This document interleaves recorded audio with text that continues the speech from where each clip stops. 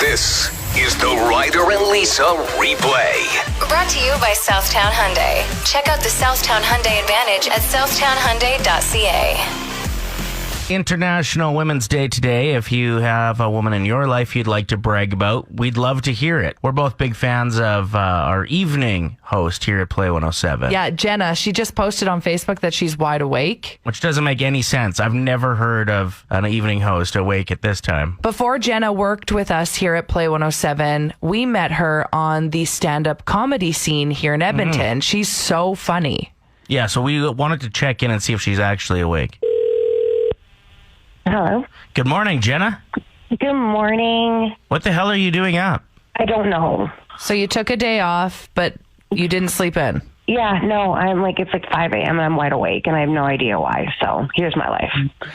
I think this might be the first time in radio history that the morning show calls the evening host and they're actually awake. Yeah, this is like a once in a lifetime thing. Here we are. Well, we just wanted to wish you a happy International Women's Day. You got an early start, so you get to enjoy more of it. True. Yes, yeah, exactly. Thanks, guys. Appreciate that. So what are you doing today? I actually have a couple of, safe, socially distanced walks planned with a couple of girlfriends. I'm going to take our dogs out and walk and just be happy that we're women, Love it. I hope the dogs are socially distancing as well. Oh, yes, of course. I don't believe that. Teddy is a little charmer. He is a little charmer, honestly. He is. He doesn't get social distancing. I've tried. Have a great day. We love you. Thanks, guys. Love you. Play 107. It's mini egg season. They've jacked the price. Oh my gosh, it's insane. $20 I paid for a bag. You sent me to the grocery store. Yeah, I was like, get mini eggs. And I knew it would not be worth the fight of not getting the mini eggs, so I bought the mini eggs. $20. 20 bones. I could have got a fine ribeye steak for that price. See, that's what you enjoy. There are some of us that love and live for chocolate, but especially mini eggs. Whoever invented them, I actually should do some research. Maybe buy a t-shirt. Because, wow. Buy a t-shirt? Life-changing. Like a mini eggs t-shirt? No, like the person that invented them. You want to get a picture them on? of them and wear the shirt. Because they're that addicting. But it's always a vicious cycle. You go for the big $20 bag. You eat way too many of them. You feel sick, but you can't stop. They're the one thing you can't stop. Why are you looking at me like that's not the case for you? Like... It's okay chocolate with okay candy around it. Well, it is. It's not like a quality product. You're talking Lindor, that's a quality chocolate. No, mini eggs are far more superior. What? Think about holding a bunch of mini eggs right now. You can smell it. Yeah. You know the smell, right? Yeah. So good. But then you'd end up with the candy and rubbing off on your sweaty palms. Why are we holding it in our hand? I always get really upset when there's only a couple left because I never just put one in my mouth.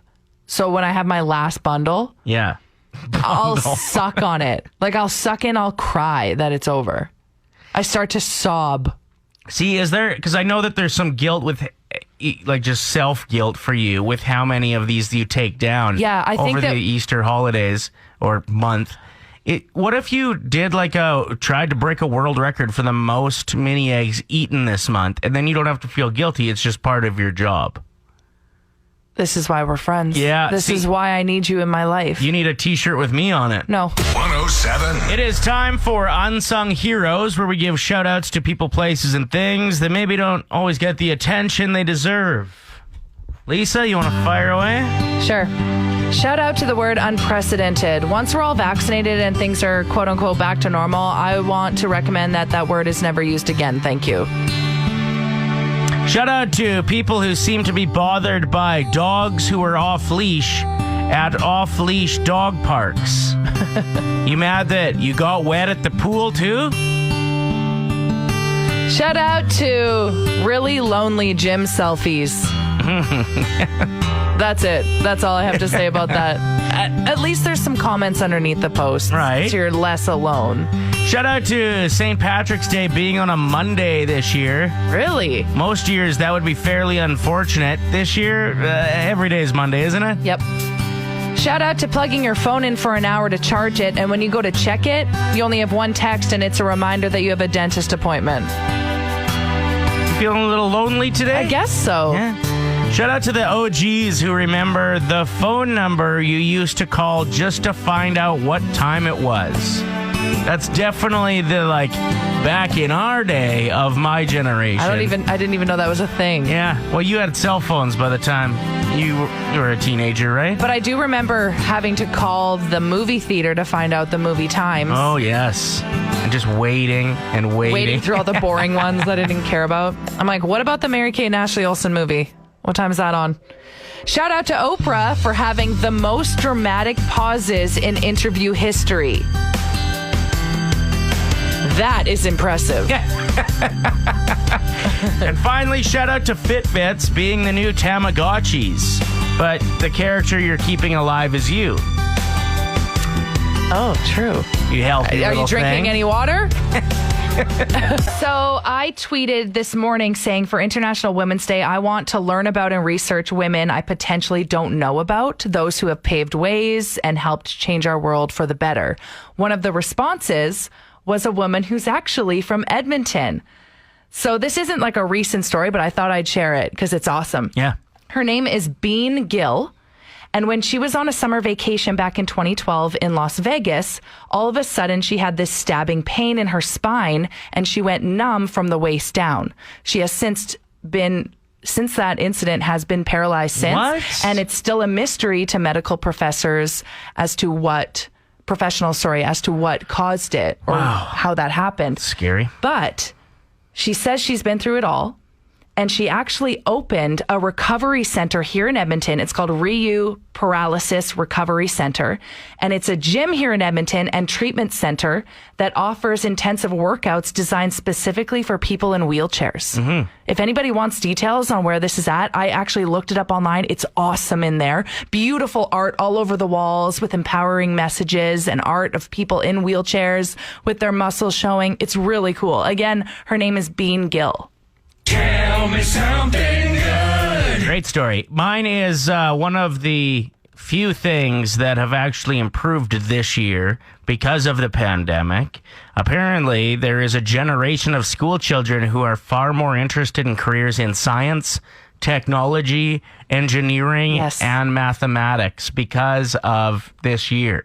And I know for a fact, my daughter's 9 and is super interested in watching the news now. She wants constant updates. Mm-hmm. And you take that with a grain of salt. I don't know if she needs to be exposed to all of the news, but it is interesting to see that she's just genuinely really interested to see if there's any medical breakthroughs, things like that. So pretty awesome to see. This survey was done 1,000 kids and 83% feel they'd be more inclined to end up in a career in science, technology, engineering, and math now, more so than last year. Tell me something good. Some very strong opinions on both sides of the Meghan Markle and Prince Harry interview with Oprah last night.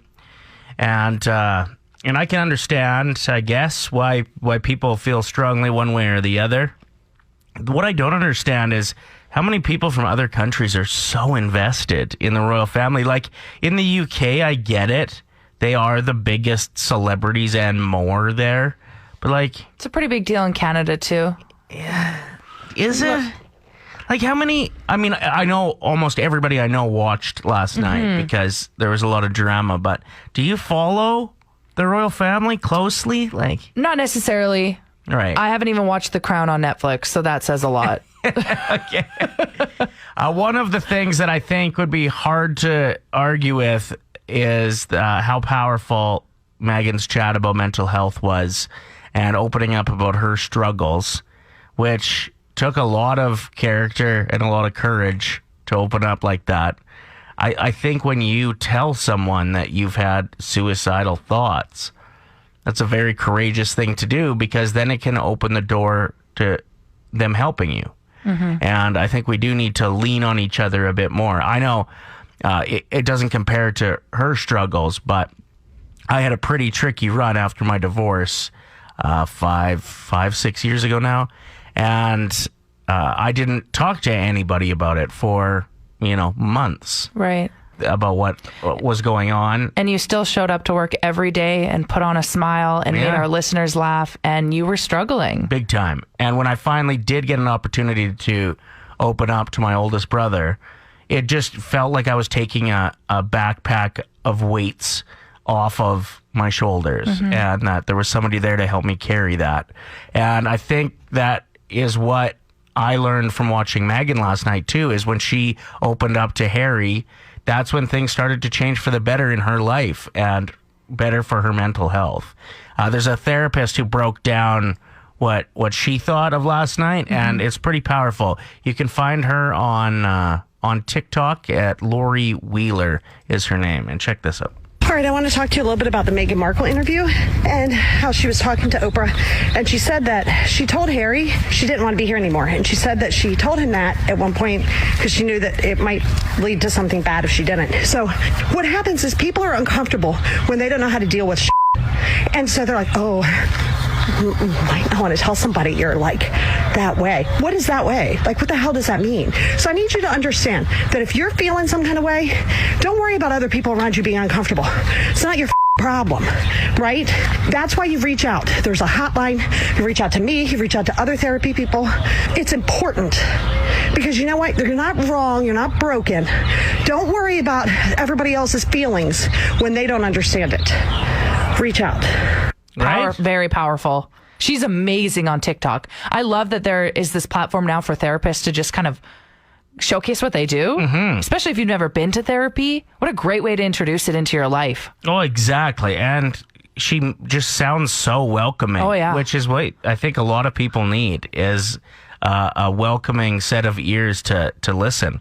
So, yeah, I mean, I think the advantage of last night's interview, I know it caused a lot of ruffles and ripples in the, I don't know which word was right there, with the royal family and followers of that. But regardless of how you feel about the interview, the message it sends out to the world is the importance of mental health. And I hope people suffering will get help, maybe because of it. Play 107. You tell me about your coffee order, and then I will make a bold statement about your life with 100% accuracy. And I'll be over here writing down what everyone's drinking so I can try it because I'm having a coffee selection identity crisis. Yeah, you're having a rough time with this one. I can't find anything I like. You were so excited when you figured out that you really like the Grande Chestnut Praline half sweet with almond milk, no whip. See? I ordered that way too many times. And they're like, I love watching men order extravagant drink orders when they're uncomfortable about it. Like reading it off of their text messages into the speaker. I live for moments like that. Let's get through some of these calls of people who will tell me their coffee order, and then I'll make random predictions about their life. Hey, it's James. I'll get a large triple, throw in a French curler. Oh, you drive a blue pickup truck. Yes. Hey, good morning. Tell me your coffee order, and I'll tell you about you. I like to drink a tall cup of coffee in a venti cup topped up with hot water. You have a compost. I do. Yeah. Thanks for playing. Thanks. All right, Emma, let's hear about your coffee order. Cafe mocha triple. You're a huge fan of turtles. Ew, monkeys. Huge fan of monkeys. No, I meant turtles like the treat. How did you know that? That's my chocolate of choice. Is it? It is. Every time the husband makes me mad, it's turtles to bring home. Nailed it. So now do you believe that I was really fascinating. have some psychic tendencies, Lisa? A little bit. 780-784-7107. We'll do one more round of this. So- if you'd like to get in, just give us a call. If I'm having a coffee drink identity crisis, what does that tell you about me? A lot to unpack. Yeah, I don't want to go there. My absolute favorite go-to is a grande or venti mocha latte with peppermint, half sweet, no whip. You have 2 kids. Yeah, I totally have 2 kids. Thank you. I'm not going to go any further than that because when I get it right, I want to leave it at that. 780-784-7107. I I like drinking a white chocolate mocha from Starbucks. Okay. You have a group chat going with a bunch of your friends where you just take pictures of your dinner or make fun of people. Yeah, What's your name? Jasmine. Thanks for the call, Jasmine. It's funny because that's what I do, and I think he's just basing it off of you and I seeming very similar. We should just join the group chat together and make fun of Totally. Hey, no way, because I know who you'll be making fun of first. Oh, yeah.